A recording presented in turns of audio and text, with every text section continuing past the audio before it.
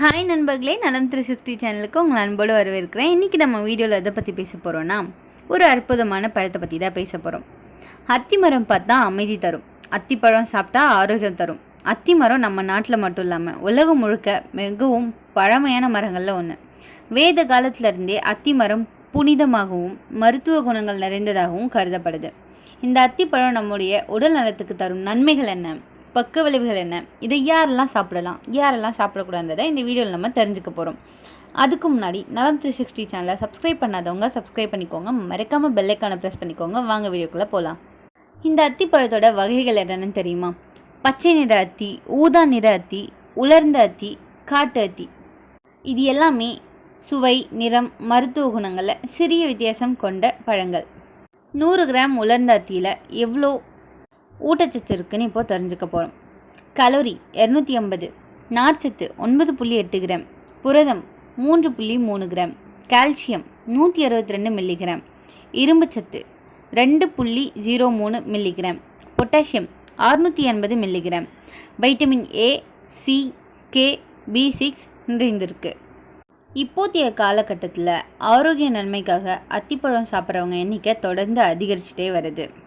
அந்த வகையில் அத்திப்பழத்தோட நன்மைகள் என்னென்னு இப்போ நம்ம பார்க்கலாம். உடல் எடையை குறைக்க நினைக்கிறவங்க அத்திப்பழம் சாப்பிட்டா உடல் எடை குறையும். அத்திப்பழத்தை அதிகம் சாப்பிட்டா உடல் எடை கூடும். எனவே ஒரு நாளைக்கு 4-5 வேளைக்கு மேல் சாப்பிடாமல் இருக்கிறது ரொம்பவே நல்லது.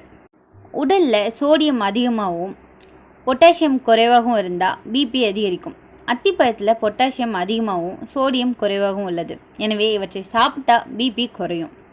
நீரிழிவு நோய் கட்டுப்படுத்த அத்திப்பழம் பயனுள்ளதாக இருக்குது. ஏன்னா அவற்றில் நார்ச்சத்து அதிகம். அத்திப்பழத்தில் உள்ள பொட்டாசியம் நம்ம உடலில் உள்ள சர்க்கரை அளவை கட்டுப்படுத்துது. நீங்கள் பைல்ஸால் அவதிப்படுறீங்க அப்படின்னா இரவு முழுக்க தண்ணீரில் ஊற வச்ச உலர்ந்த அத்திப்பழத்தை அந்த தண்ணீரோடு சேர்த்து சாப்பிட்டா அது சரியாகும். இந்த அத்திப்பழம் அதுக்கு மட்டும் இல்லாமல் பாலியல் பிரச்சனைகளுக்கும் கருவுறாமைக்கும் அதிசயங்களை செய்யுது. இது விந்தணு எண்ணிக்கையை அதிகரிக்க உதவுது. அது மட்டும் இல்லாமல் வயகரா போன்ற வேலை செய்யுது. ஆண்கள் 2 அல்லது 3 அத்திப்பழங்களை இரவு முழுவதும் பாலில் ஊற வச்சு சாப்பிட்டு வந்தால் உங்களுக்கு ஆற்றல் அதிகரிக்கும். எலும்புகள் வலுவடையும். அத்திப்பழத்தில் கால்சியம் அதிகமாக இருக்குது. நம்மளோட எலும்புகள் வலுவாக இருக்க கால்சியம் ரொம்பவே தேவை. எனவே அத்திப்பழம் சாப்பிட்டா எலும்புகள் வலுவாக இருக்கும். இது எலும்புகளை பலவீனப்படுத்தவும் ஆஸ்டியோபோரோசிஸ் நோயை தடுக்குது. அத்திப்பழத்தில் ஏராளமான பாலிஃபினான்கள் மற்றும் ஆக்சிஜனேற்றங்கள் உள்ளன. அவை நச்சுக்கள், கிருமிகள் மற்றும் பாக்டீரியாக்களை நம்ம உடலில் நுழைவதை தடுக்குது.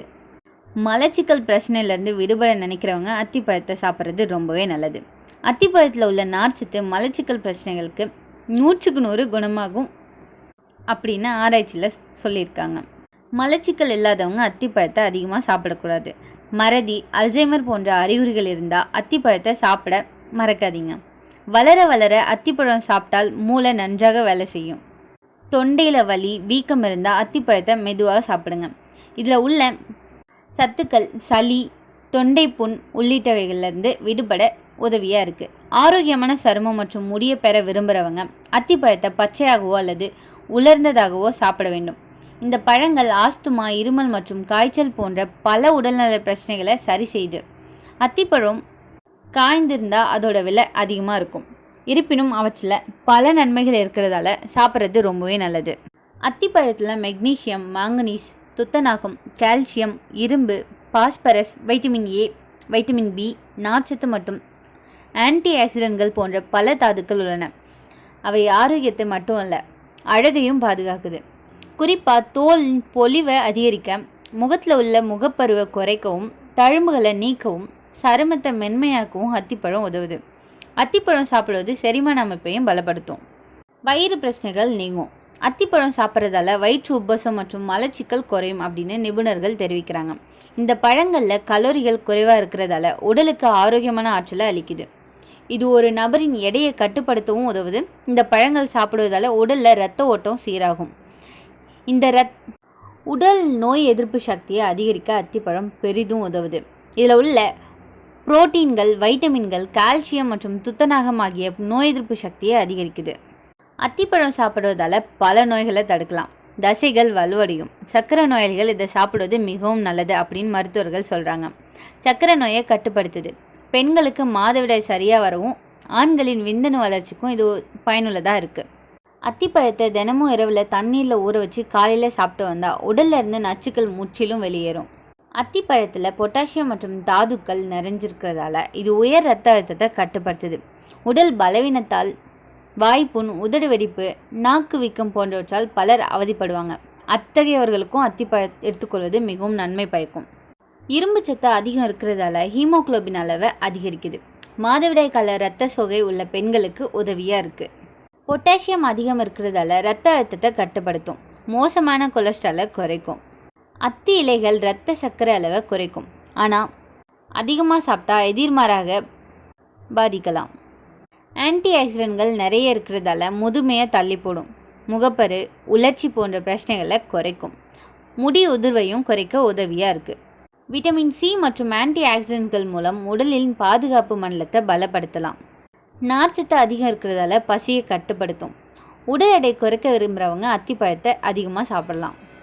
இதில் கவனிக்க வேண்டிய விஷயம் என்னென்னா, அதிகமாக சாப்பிட்டா வயிற்றுப்போக்கு, வயிறு உப்பசம் ஏற்படும். அதிக நார்ச்சத்து குடல் சீர்குலையும் தரும். சர்க்கரை நோயாளிகள் கவனமாக சாப்பிடணும். உலர்ந்த அத்திப்பழத்தில் சர்க்கரை அளவு அதிகம். இரத்த சர்க்கரையை திடீர்னு உயர்த்தும் வாய்ப்பு இருக்குது. சிறுநீரக பிரச்சனை உள்ளவர்கள் அதிக பொட்டாசியம் சிறுநீரகத்துக்கு சுமை தரும். அதனால் கவனமாக சாப்பிடணும். ஒரு சிலருக்கு அத்திப்பால் தோலில் எரிச்சல் தரலாம். ஒவ்வாமை பிரச்சனை ஏற்படும் அபாயம் இருக்குது. இதை என்ன அளவில் சாப்பிட்லாம், எது சரின்னு இப்போ தெரிஞ்சுக்கலாம். பெரியவர்கள் தினமும் 2-3 உலர்ந்த அத்திப்பழம் போதும்னு சொல்கிறாங்க. குழந்தைகளுக்கு வாரத்தில் 2-3 முறை மட்டுமே கொடுக்கணும். காலையில் காலியாக சாப்பிடுவது ரொம்பவே நல்லது. உலர்ந்த அத்திப்பழத்தை 1 மணி நேரம் தண்ணியில் ஊற வச்சு சாப்பிட்றது ரொம்பவே நல்லது. அத்திப்பழம் ஒரு இயற்கை மருந்து போல் பல நோய்களை தடுக்கும் திறன் கொண்டது. ஆனால் அளவு மீறினா அமிர்தமும் நஞ்சு அப்படின்றது நிதர்சனமான உண்மைங்க. சரியான அளவில் சரியான முறையில் சாப்பிட்றது ரொம்பவே முக்கியம். எத்தனை பேர் இப்போலேருந்து அத்திப்பழம் சாப்பிட்றத வழக்கமாக ஆக்கிக்க போகிறீங்கன்னு கமெண்ட்டில் சொல்லுங்கள். இந்த வீடியோ உங்களுக்கு பிடிச்சிருந்துச்சுன்னா லைக் பண்ணுங்கள், ஷேர் பண்ணுங்கள், மறக்காமல் நம்ம சேனலை சப்ஸ்கிரைப் பண்ணுங்கள். இன்னொரு அற்புதமான வீடியோவில் உங்களை சந்திக்கிறேன். பை.